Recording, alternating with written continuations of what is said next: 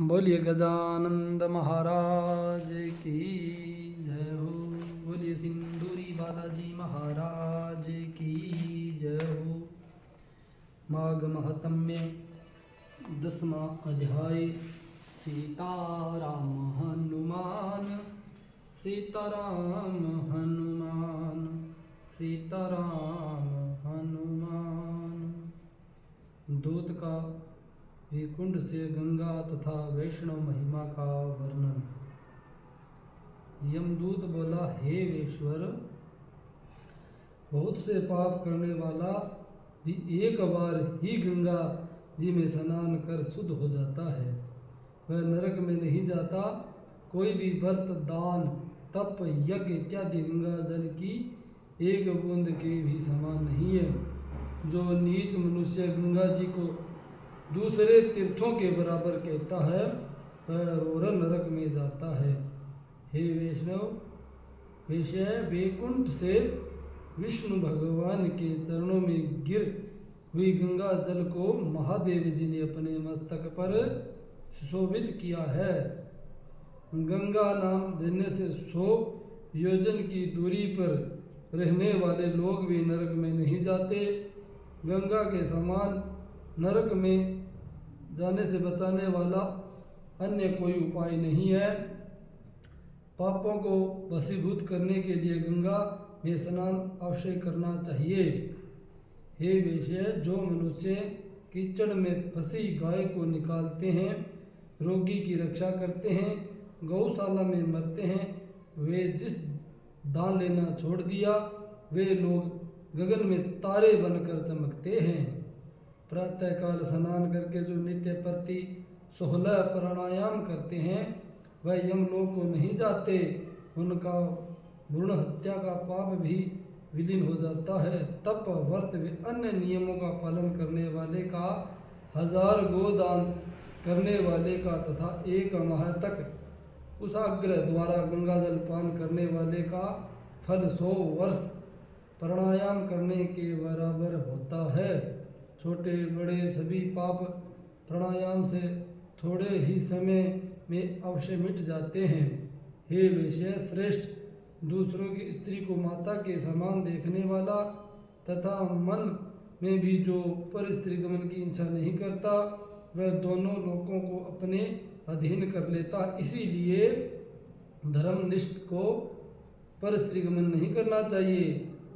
पर स्त्री गमन करने वाले 21 मुख्य नरकों में जाते हैं। दूसरे के धन को लोभ मन में भी नहीं करने वाले स्वर्ग में जाते हैं। किसी भी कारण से क्रोध उत्पन्न होने पर क्रोध पर विजय पाने वाला पुरुष स्वर्ग में को जीतने वाला होता है।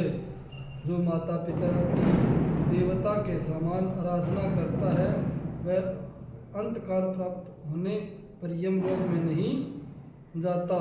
जो गुरु की पूजा करते हैं वे ब्रह्मलोक में जाकर पूजा योग्य होते हैं। हे वैसे, स्त्री को अपने शील की सदैव रक्षा करनी चाहिए। दुर्संगति में पड़कर शील भंग होने से वे यमलोक को जाती है। अपने शील की रक्षा करने के से ही स्त्री निस्संदेह स्वर्ग को प्राप्त होती है।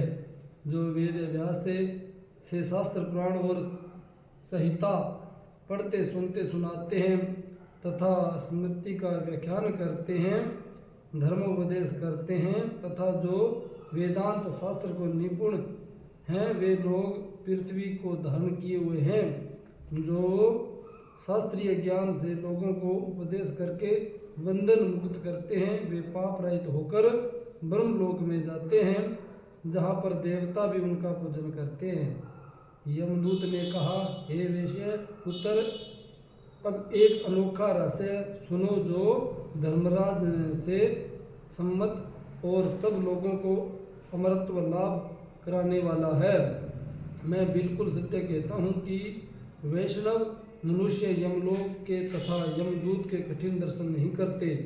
यमुना के भ्राता यमराज ने अपने दूतों के आदर्श पूर्वक बार बार यही कहा है कि तुम लोग वैष्णव को कभी मत पकड़ना, वे मेरा दर्शन न करें। जो दुराचारी, दुशील तथा पापी लोग भूलकर भी एक बार यदि केशव भगवान को याद करते हैं, वे पापों से छूटकर विष्णु भगवान के बड़े पद को प्राप्त होते हैं।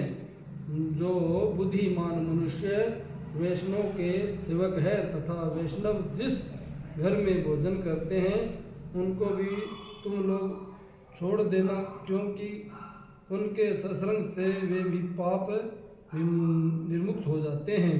हे मनुष्य, यमराज की राजधानी यमपुर में नहीं जाते। विष्णु में भक्ति न करने वाला ब्राह्मण संसार में चंडाल के समान देखा जाता है। वैष्णव जहाँ चाहे नीच वर्ण का क्यों न हो, वह भी तीनों लोगों को शुद्ध करता है।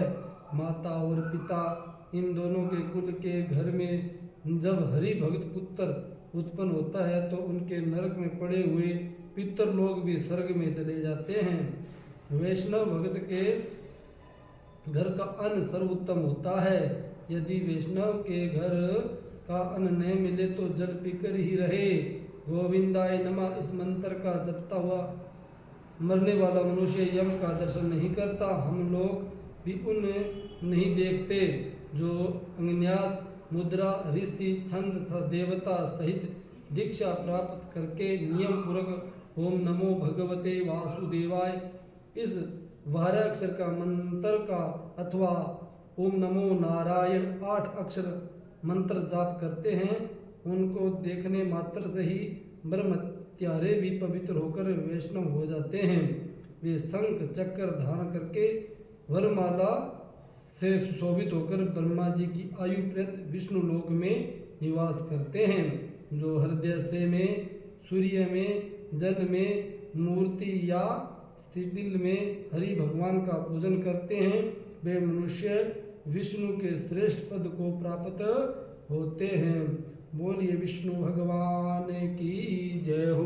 बोलिए मोर मुकुटवंशी वाले की जय हो।